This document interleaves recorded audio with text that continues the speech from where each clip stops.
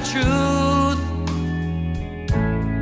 as to warn you, though I know that it's wrong.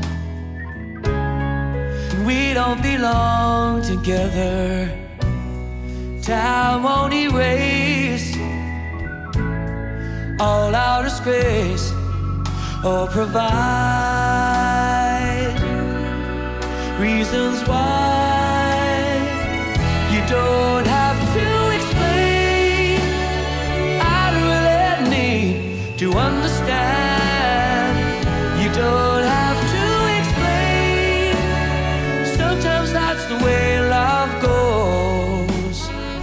Today at BuzzMoncton.com, we're talking with Jason Campbell of Signal Hill, a very popular band. When they play the Metro Moncton area, they sell out like all the time. But he also has a very exciting solo career that we're going to talk to him about today. So Jason, thanks, and welcome to BuzzMoncton.com. Of course, thanks for having me. So your love for music started at a young age, I can tell. You looking at your bio a little bit, you know, this is a thing for you. It chose you. You didn't choose it, music, right? I guess so. I've got a lot of friends like that too. But yeah, I think that when you really... It's not something I chose for a job, you know. I remember with my friends, you know, childhood friends, I would say, like, who wants to be in my band before I really knew what that was. Well, I guess my father was in band, so I kind of had a little bit of an idea, but still, I was young to the point where I used to sing into the, you know, the weight on the end of a mic stand instead of the mic, because I didn't know the difference, you know. So yeah. Since that point, yeah. Okay. So how did you know you wanted to pursue music? How young were you when you decided this is for me? Well, I guess, I mean, I just always did, but my first band, I was about 15. I was always a drummer in school, and I played drums a little bit in backyard bands. But I did a bit of singing, and then my friend Andrew Pike, who's a Newfoundland singer-songwriter, very prolific. Right. He's puts out all kinds of albums, and he wanted me to just be a stand-up singer instead of a drummer. And I took it from there, and I really liked that attention. You know, and I guess I just went from there, grew my hair really long. And But you had some jazz training as well. yeah, well, years later, the big motivation for me was learning to be able to sing, to have a bit more endurance, you know? And I felt that I guess at a young age, a lot of musicians make that decision, you know, you sort of, is it covers or originals? And though I did have a period in a band called the Privateers, and we had 5 singles, and they were really popular. I remember being in high school, and you know, my friends in high school, they'll be voting for the songs, and so that was really cool. And I had a small little solo project back then, but ultimately, I knew that playing music for a living was a good job. Okay. And really, I think a lot of singer-songwriters and people in bands that do original music will tell you that original music tends to be a lot of charity. I mean, you're doing it for... It's a funny industry because you call it, but we're giving to the industry, you know, which I just learned with Missing Signals, because it's a big investment. Right. It's an unconventional career at the very least. Yeah, it's rewarding, but you do give a lot when it's original music. But when you can make a living, the cover music, it's a seductive, I guess, job, you know, and I've been doing it so long. Right. Well, you've been with Signal Hill since the end of 98. 98 or so, okay. Yeah. So that's a long time. You guys do at least 200 shows every year as Signal Hill. You travel quite a bit. You are a business owner in Halifax. You have a place... well, we're part owners of the Lower Deck, and now there's the Lower Deck and the Red Stag, and there's... So it just seems like you had lots to do, and then all of a sudden you got this idea to, I'm going to go ahead and release a solo album. Why not? So there must have been quite a burn to do that. Well, the thing is that... I mean, I guess from the jazz training, because I did go to college and study jazz, voice, and piano, and studied big band arranging and composition and things like that. And so when I joined Signal Hill, you know, I definitely said to myself, if I'm going to be playing covers, I want to make it my own as much as possible. Which is I'd played in cover bands where we sort of replicate the original as best we can. You know, sometimes with tracks and everything. With Signal Hill, we sort of reduce it to acoustic guitars, and now I use a piano because I'm more of a piano player than guitar player. So, but really keeping it to the basic instruments, and then making the parts that you really need to have there, replacing that with voices as opposed to just being a jukebox, and improvising the vocals as much as possible. So that sort of was fulfilling, but ultimately it's not as fulfilling as putting your own music out there. You know, and how many people say, why don't you do your own music? You know, well, this is for people. I mean, people specifically hire us to do exactly what we do. You know, they don't want us coming in here and pushing an all original album. You know, we don't tour. We get in an airplane usually. Thankfully not this week because Moncton's so close. I like to take the train. Yeah. But I get in an airplane on Thursday, go to somewhere, Ontario, whatever, come back for Sunday, play the lower deck. If we were touring, you're putting out an album, humongous investment, which I know because I just did. You tour it all, and hopefully you break even, and you're applying for grants, you're doing that whole world, and it's very time consuming without management, all of that stuff. It's a huge beast. So the solo album, tell us about that project as far as, you know, how long did it take when you were in the studio, that type of thing? Because some of it's pretty elaborate. I mean, you talked about there's a lot going on there with different types of musicians, different styles of music. A lot of musicians. Is it a long, drawn-out type of process in the studio, or is it done fairly quickly?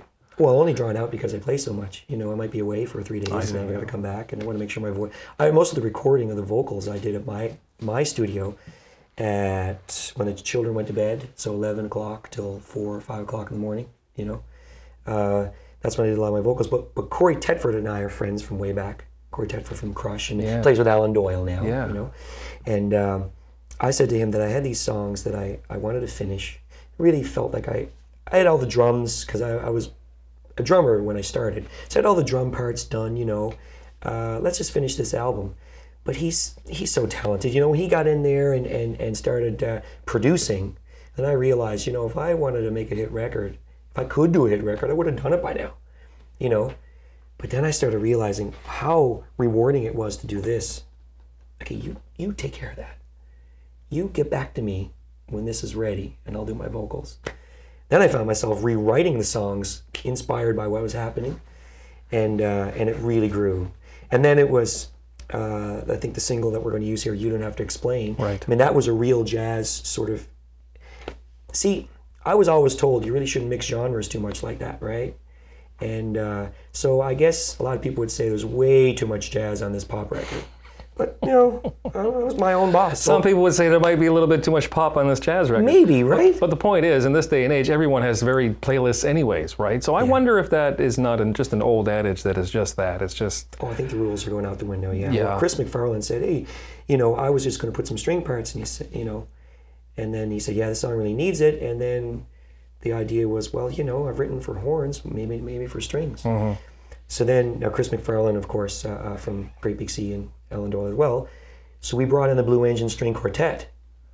A lot of Symphony Nova Scotia players in there. Now we become good friends, and that was the rest is history. There, I sort of wrote that whole arrangement. It became this big sort of lavish.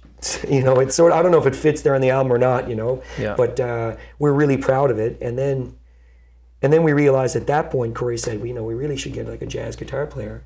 So we reached out to Dean Parks in Los Angeles. Now he was a guitar player on Thriller, and you would know him also from Steely Dan. I mean, big time pedal steel player, and he just dripped, you know, gold all over the tracks. You know, it was great. And we got him for another song on the album too, called Nowhere Train. Sweet. He plays a solo on that. It's just wonderful.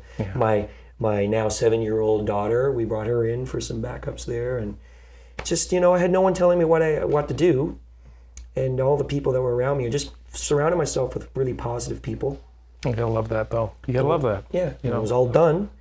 Then we presented it. Will you be doing a solo tour or any solo shows of just showcasing your original music? Well, what we did instead, I mean, we put off this huge concert at the casino in Nova Scotia there with a, how many piece band? 12-piece band with Chris Mitchell and a horn section there. We brought in a grand piano, Kim Dunn on a B3. Kim and I are good friends as well. And the Blue Engine String Quartet, my old friends from Newfoundland, Richard Spurl and Dave Keynes, presented the entire album. And then some really interesting, since we had the orchestra, like Kashmir, we did a bunch of really interesting covers and scenes from an Italian restaurant. And we released those as videos and on iTunes and all that. And but that was a very, even though we did that concert, we partnered with the Mental Health Foundation of Nova Scotia. So we did that as a, kind of all proceeds to them, you know, that was... but then after that, you know, with my touring schedule with Signal Hill, it became pretty obvious that the only way to do this was, as I had a single, bring it into Signal Hill. Because of the Signal Hill fans who made I Wish #1 in the East Coast Countdown, and then Turn Up the Sunshine. I can't remember what. That's my favorite, by the way. Thank I you. just love that song. My daughter Lily is on that one. It picks me up, you know, because I'm floating through the Rolodex on YouTube all the time, right? It's like, oh yeah, there's that song, you know, from Jason, that Sunshine song. And I'll let it spin, and it puts a smile on every time. Well, it thank really you. does. Yeah, that was a different feel. I recorded that years ago. It was written after we did cruise ships, and it was partnered with another song called The Sun Will Shine. But this was something that Chris McFarlane and Corey Tedford just sort of did. Yeah. I said, you know, like, I recorded this before, and this is one of the only songs in the album that I really didn't rewrite, but the arrangement is completely different. Right. And I was so pleased with what they did. Yeah. Good. So, Jason, thanks so much. Your music is available through your website, Missing Links. It's Missingsignals.com. Missingsignals.com. Yeah, missingsignals.com or on signalhill.ca. Okay. It's available at the shows, available at You're mentioning Second iTunes? Spin, like a lot of the record stores here in town. Oh, like Spin It and... Yeah, Spin It, I'm sorry, not Yeah, Second okay. Spin. Is there an HMV here? Is that There is. Yeah, and the HMV, it's available here. Those guys are great for consignment. You know, it's true. We're in the Maritimes. There's only 2 HMVs that do consignment. Is that right? It's in Halifax and it's here. Yeah, they're great. Really supportive of local music. Frank's Music would probably have it as well. And Frank's as well. Yeah, so they've been supporting us for years. We're trying to cover all the bases here on BuzzMoncton.com. All right, thanks, Jason. A real course. pleasure and all the best to you. We're looking forward to seeing you again down the road, with or without Signal Hill. I think would be a treat.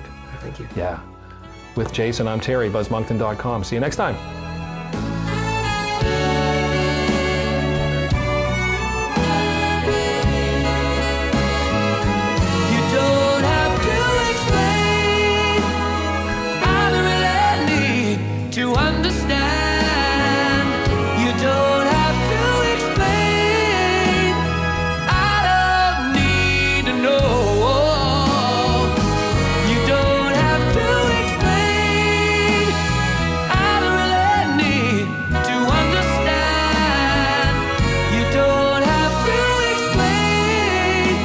Cause sometimes